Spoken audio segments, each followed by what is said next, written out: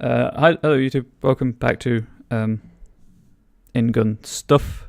It's been a few weeks now, but I didn't spend as long making the stat blocks as I thought I would, so I've got some time, so I'm going to go back to world building workshop, hopefully getting some help from chat.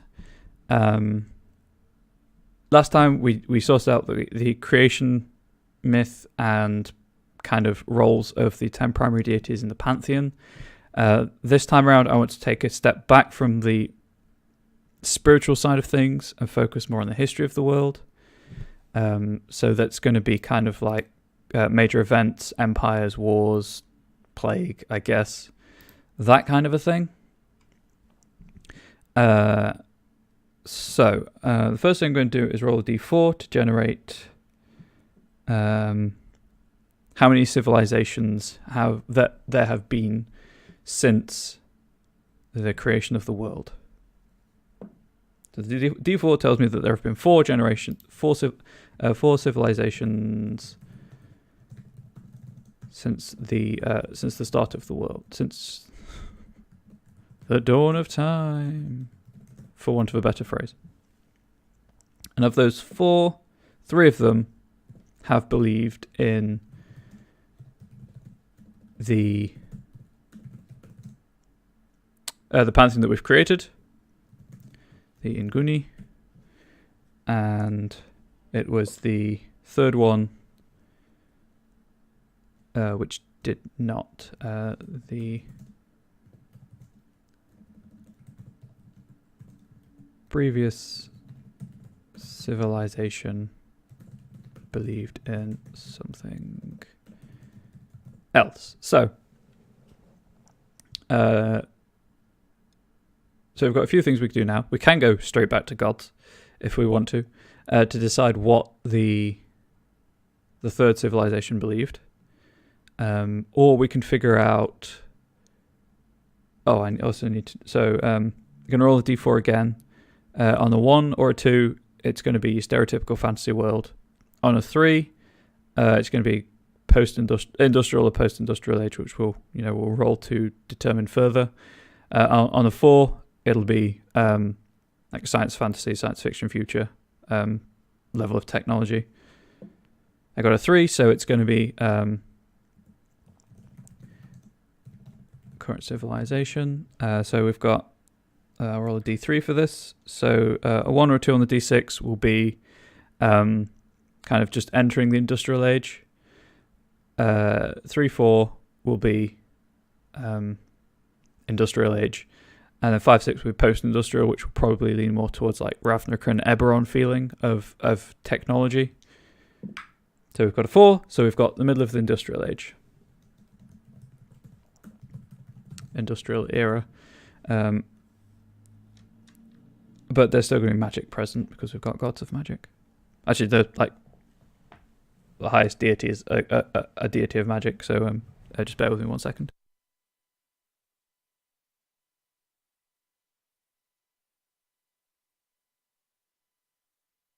Okay, I am back. So, if this is the first civilization to reach the industrial age, which it seems to make sense that it would be, obviously the other 3 haven't. I believe actually there is it in the DMG, in the villainous motivations, there's like a random chart on what their schemes are that I could potentially adapt for world events. I think there's one in here. Villain scheme.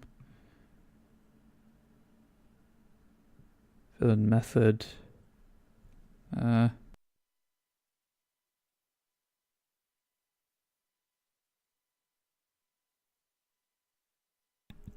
Maybe not.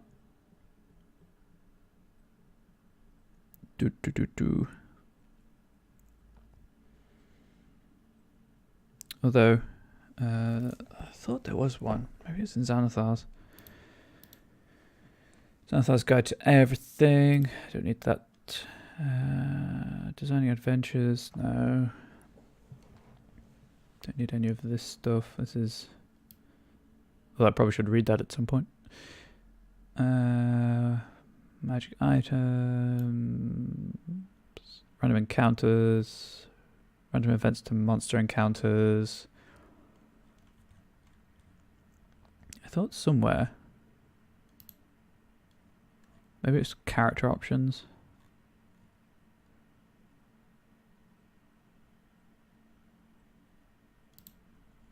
Is it that one? I doubt it. It's just alignment, and if you want to randomly generate your class and stuff.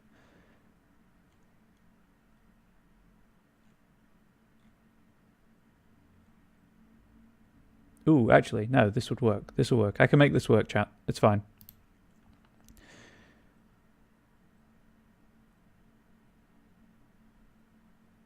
So I need a list. So 1.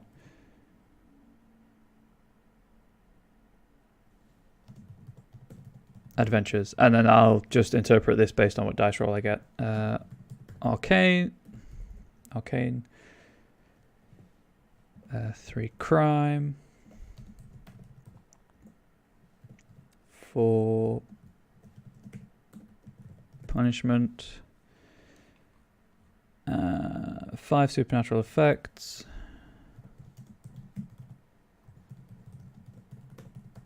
2 and then 6 is war. Unsurprisingly. Oh, I could add a weird stuff. No, I'm happy with those 6. So we've got Civilization 1, Yngun. That civilization toppled because of supernatural effects. And I'll roll on the appropriate table after I've sorted all of these out. Civilization 2. Also Yngun. They fell because of supernatural effects also.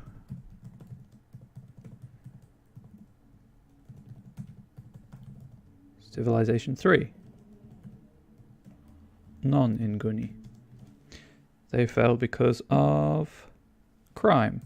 So that might be a rebellion, possibly. And then that's the current one. I also need to generate what level of civilization but each of them reached. So that was kind of early medieval.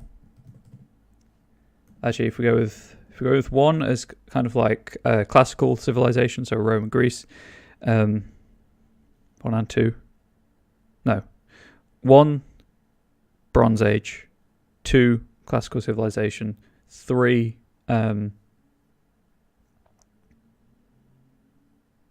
medieval, and then 4 would be early industrial.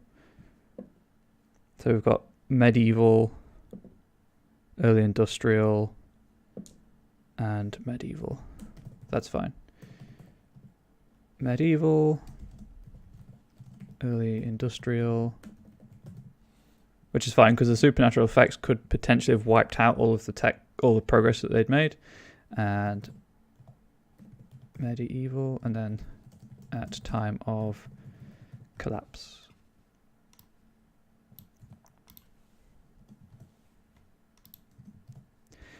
And then, so we've got 2 supernatural effects to generate. That is a D100, according to this table anyway. So the first one, 18? No. 10. Yeah, 10.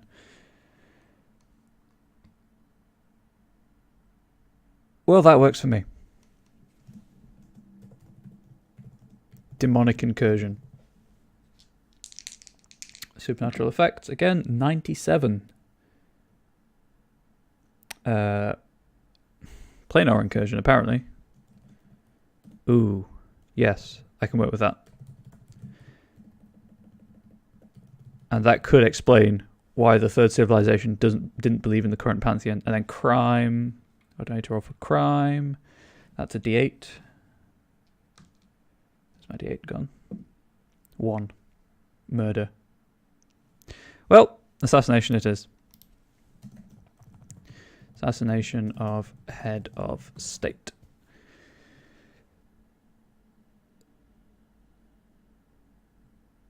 So, first civilization believed in the Inguni.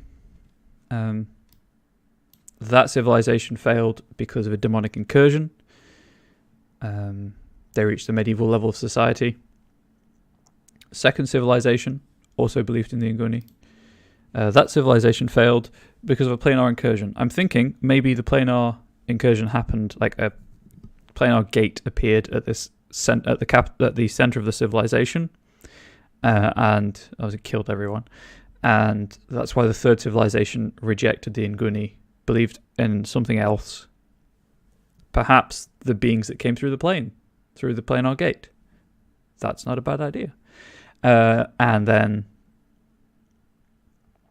that civilization collapsed when the head of state was assassinated, and the power vacuum resulted in the collapse of society as it was then. And then civilization 4 is the current civilization, and Inguni. Civilization 4, Inguni.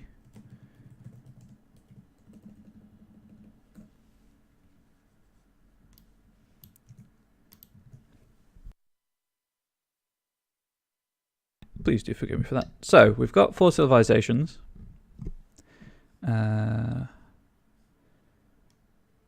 That's fine. I'm going to then start making notes on them below, so that I can always scroll up to the top to check the details. If you have any ideas for any of these, please do let me know. So civilization 3.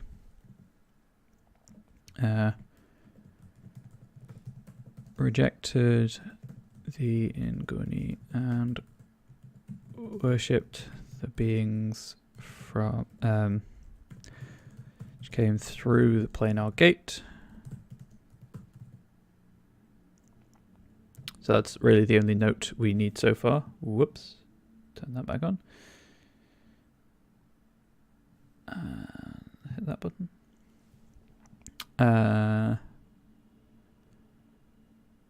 So let's randomly determine that as well. Where's the list of the planes? Do I have a handy dandy table in here? I believe I do. I also can, if needed, roll randomly for type of government and things like that as well. Campaign events. Oh, that's where it is. Cataclysmic disasters. Cool. Well, there we go. Never mind that then. How to track time, play style, play tiers. I thought there was a list of the planes. Here we go. That'll do. So D20 roll to generate what plane destroyed the civilization. 9. Acheron. Well, I can see that happening, yes.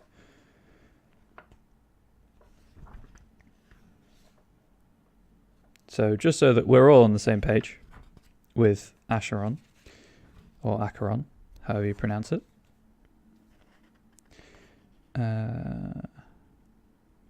Yes, it is the infinite battlefield between the demons of the 9 hells and the devils of the abyss. Where is the further breakdown? 4 layers, each made of enormous iron cubes floating in an airy void. Sometimes they collide. It is just a plane of war. Oh no, sorry, it's where the orcs and goblins and stuff fight. But that works fine for me. So, Civilization 2.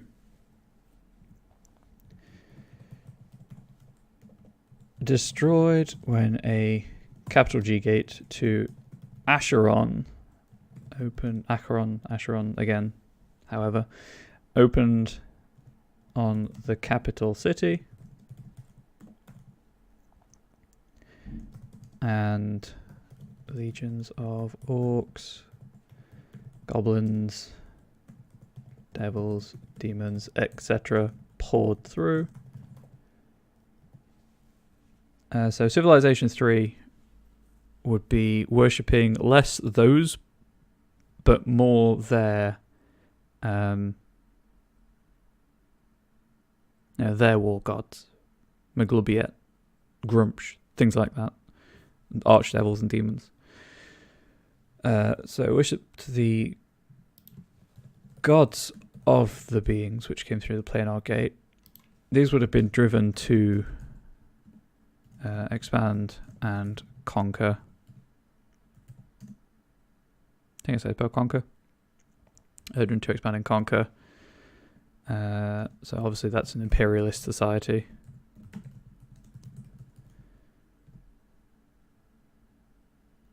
Okay, so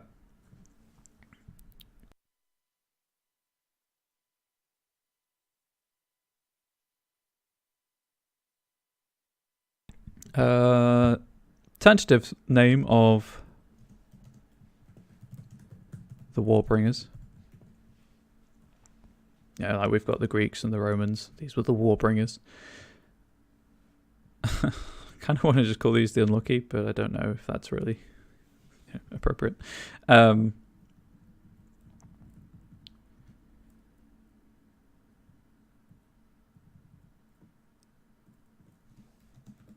Tentative name here of the architects, kind of more about, less is known because they're the oldest civilization. The oldest society. A lot is lost to time through a demonic incursion and a planar problem, and then rejection of the society, of the pantheon. But they're viewed as the architects of kind of everything that's come since, because they laid the foundations of cities and roads, and much like we still use Roman roads and cities today, that kind of feeling. I'm going to refer a lot to Greco-Roman stuff, or to the Romans, because obviously they were hugely influential on Britain in terms of architecture and society.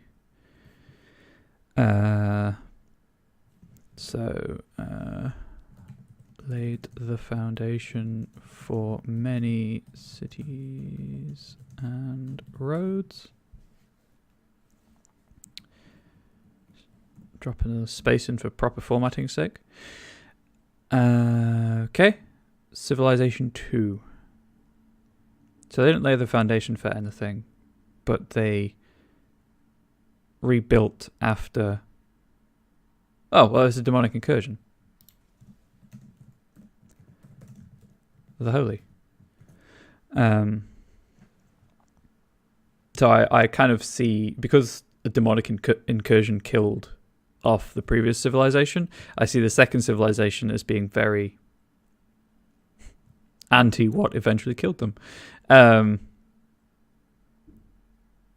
of very religiously motivated, and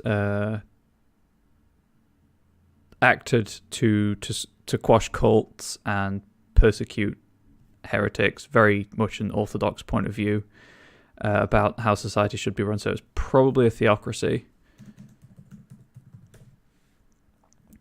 Theocratic society.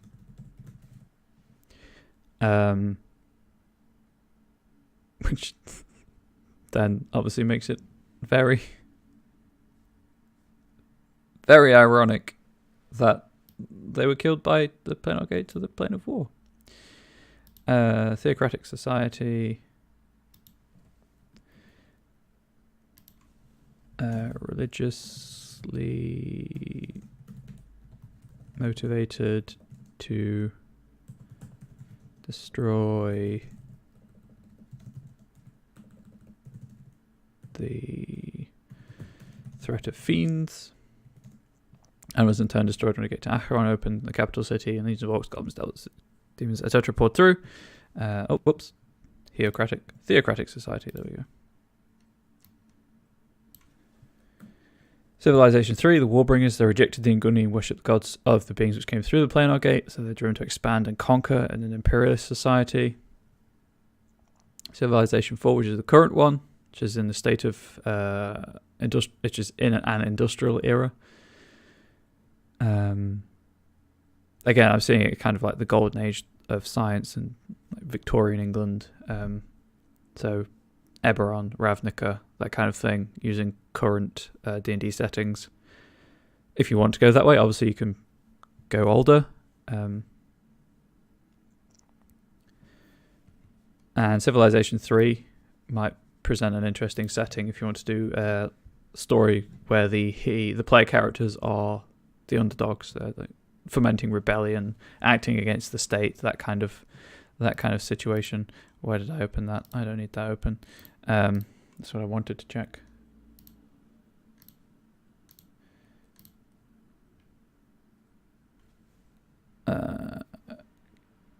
Okay, that's fine. That's all fine. It's just checking something hadn't gone wrong. Nothing's gone wrong, fortunately. So we've got. Why did the architects build? Why? What made them the first true civilization? What gave them the impetus to form this important civilization and society? Because obviously civilizations and societies rise and fall, but rarely do they get to the point where they're notable. So what was the seed which created that? Well, the easy answer would be to have them be adherents of where was it? Zidros, the Warbringer, the Deathbringer, God of War, kind of the Spartan society idea. But that, as I say, is the easy answer.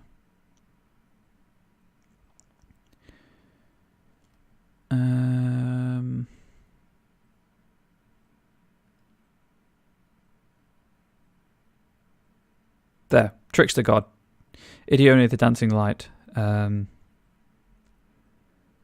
Society values doing the right thing no matter what as a result. Independence of thought and behavior, guile, cunning, etc., etc. So they created, they formed the utopian philosophical society, which is why they built cities and roads. What am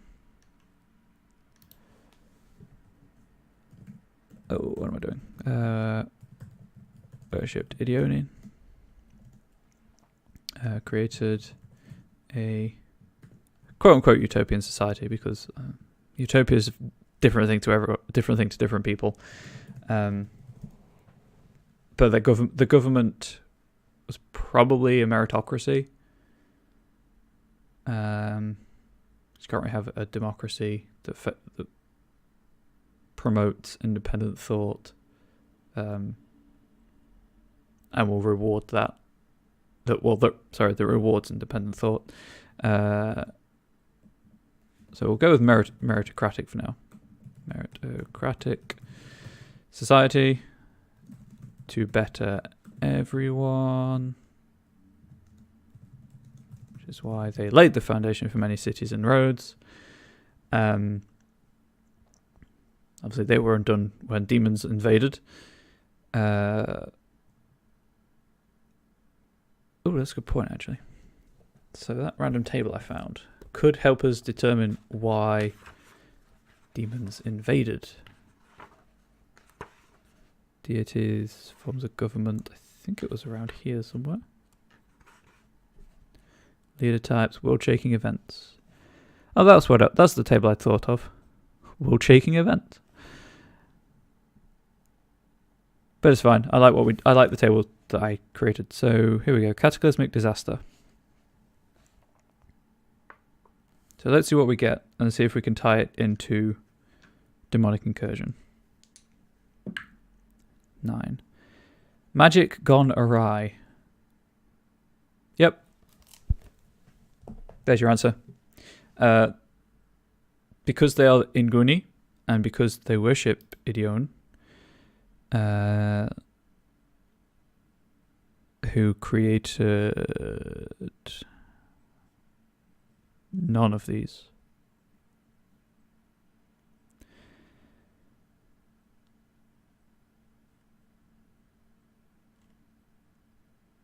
but also can't be a trickster and can't promote independent thought if everyone's dead. So probably not going to side with the fourth generation. They'll be definitely protecting sapient life because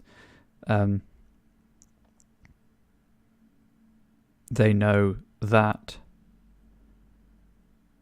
the spell can be cast again. So they were trying to... Actually, if they were the first generation, what if they were trying to break the bonds of the spell and create the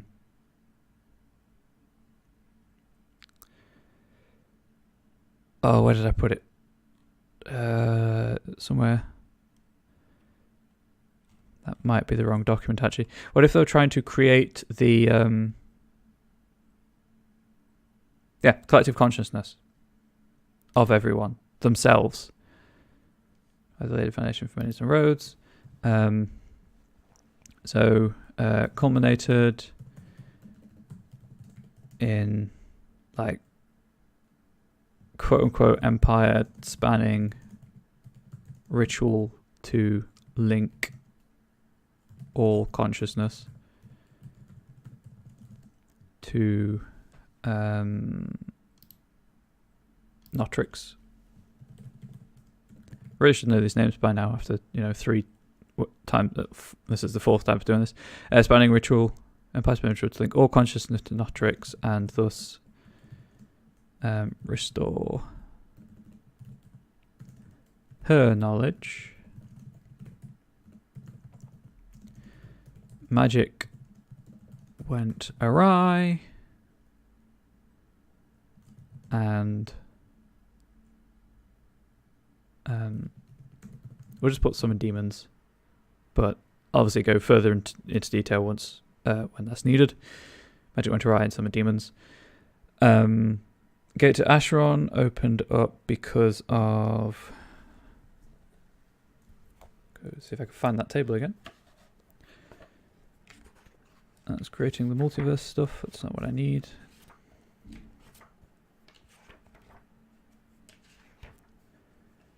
I think it was back here somewhere. Really should put a bookmark in this table. Might be useful to know. Creating a campaign. Here we go. World shaking events. Nope. Category famine and drought. What about a famine and or drought could summon planar gate?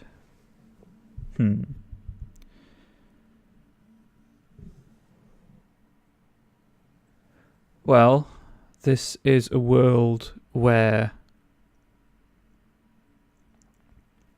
clearly the gods are active in humanity, are active with humanity and in protecting them and creating other gods to further their own aims. So they're intrinsically linked to life. Oh, duh. Two of the gods want to kill all life, which would also lead to rejection of the gods.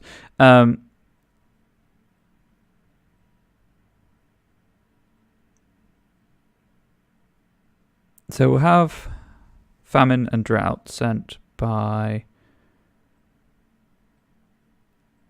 Asus.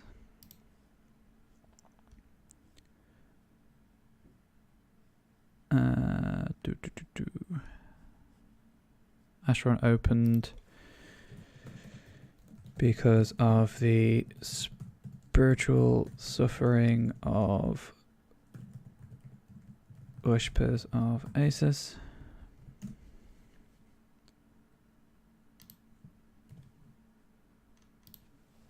Which created famine/drought and worked as a mass sacrifice.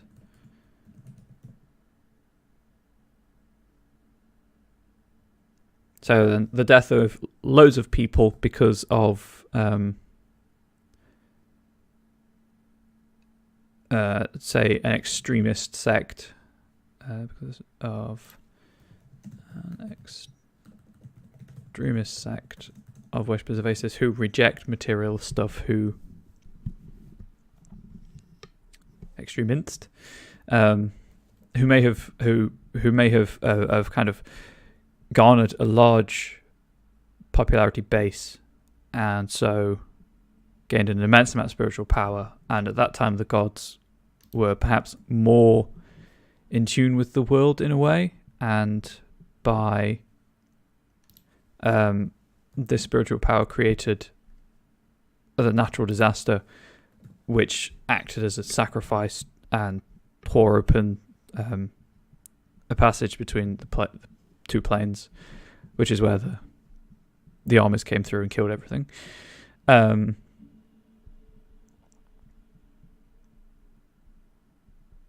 assassination of head of state really doesn't need any explanation, especially with an imperial society. The civilization collapsed when the Iron Emperor was assassinated by followers of Zidros, the Spartan themed, like, flavored god.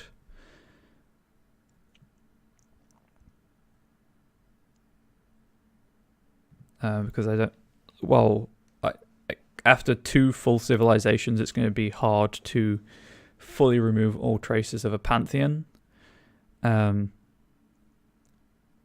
probably Zidros and Yngun, a war god, and again the trickster god doing what's right no matter what. By followers of Zidros and Yngun.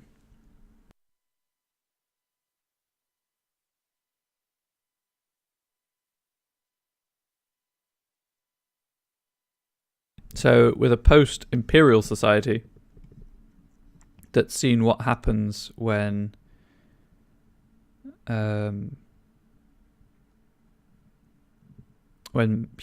people try to complete the god's work, and what happens when religious ideology or ideology, depending on pronunciation, is taken too far, and what happens when you reject the gods.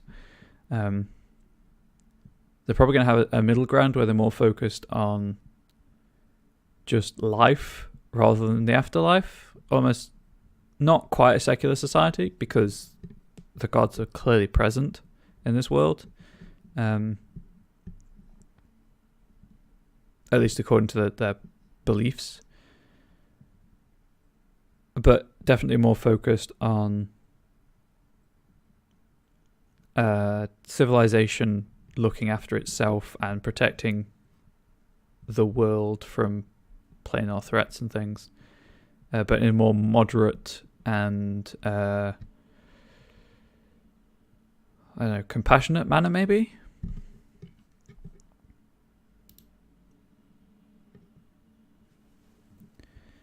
So that would be what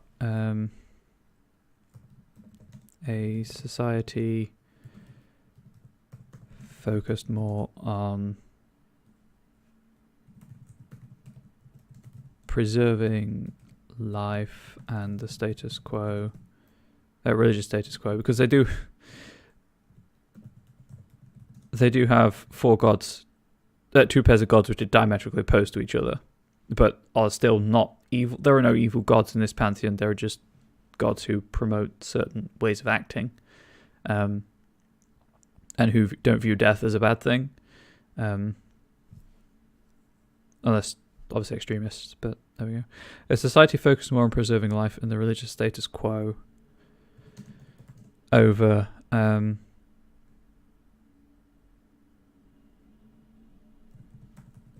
extreme religious ideology and hubris.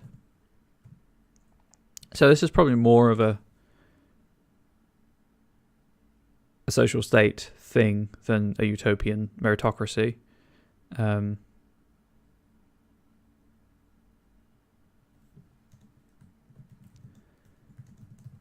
Or of a social state, probably democratic. So I'm leaning towards thinking more a mixture of kind of yes, Victorian England with the parliamentary monarchy, but also the Forum and the Senate of Greco-Roman times of classical civilization. I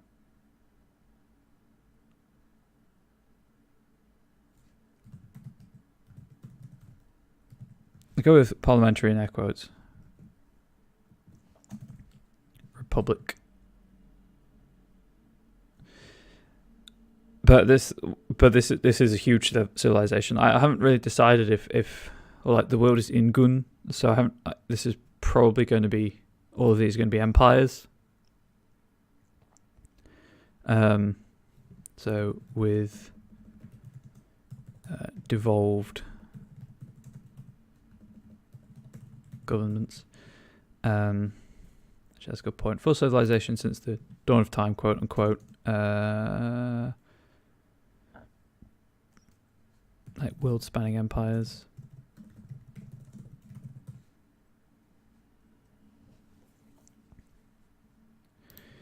Then, so Civilization 1, the architects worshipped Idione, created a utopian meritocratic society to better everyone, so they laid foundation for cities and roads, culminated in an empire-spanning ritual. That doesn't need to be air quotes anymore if they are actually empires. To link all consciousness to Notrix and thus restore her knowledge. The magic went around summoned demons, which killed many, many people. Civilization 2, the Holy, theocratic society, religiously motivated to destroy the threat of fiends, which is what killed off the first society. That civilization in turn destroyed when the gate to Acheron opened because of the spiritual suffering of an extremist sect of worshippers of Asis, created famine and drought, and worked as a mass sacrifice. The capital city, and legions of orcs, goblins, devils, demons, etc. poured through and killed everyone. Civilization 3, known as the Warbringers, they rejected the Unguni, worshipped the gods of the beings which came through the planar gate. They were driven to expand and conquer in an imperialist society. Civilization collapsed when the Iron Emperor was assassinated by followers of Zidros and Idione. And then the current society, Civilization 4, focused more on preserving life and the religious status quo over extreme religious ideology and hubris. More of a social state with probably democratic parliamentary republic with devolved governments. I don't really know if I need to name this civilization because it's the current one. So I don't think it's that much of a problem if it isn't named. So I might leave it there, actually, because it means next time we can delve deeper into the first three civilizations and maybe work out some of their major histories, major figures, and things like that to give them actual tangible history, which can be built upon to then flesh out subsequent civilizations. Like we've got London and things like built on the ruins of Londinium, etc., etc. So I think probably end it there. That's nearly 2 hours anyway. And I need to just kind of rest and gather my energy for later, because I still find role-playing stressful after 9 years. Oh, 8.5, it would be 9 in October. So YouTube, if you have any comments or thoughts about any of this, please do let me know in the comments section of the YouTube video. But if you want to help with building this live, please do swing by twitch.tv/ComradeBubbles. Anyone who's watching this, if you want to see more things like this, obviously I do plan on doing it. If I don't need to do any planning for my D&D campaign or revisit any old topics that I feel like I've learned from and want to kind of share what I've learned, this is my default on Mondays, which is my usual D&D streaming day. Prep streaming day. So please do consider clicking the follow button so you know when I go live. And for both YouTube and Twitch purposes, I do tweet on Twitter. Where else would one tweet? At Comrade Bubbles when I go live. Well, just before I'm going live, and then when I go live, and when I finish, and what I'm going to be doing the next day. Really, that's the spiel. So again, YouTube, if you have any thoughts, comments, criticism, etc., please do let me know in the comment section. And it'll be lovely if you could swing by the stream to share your input.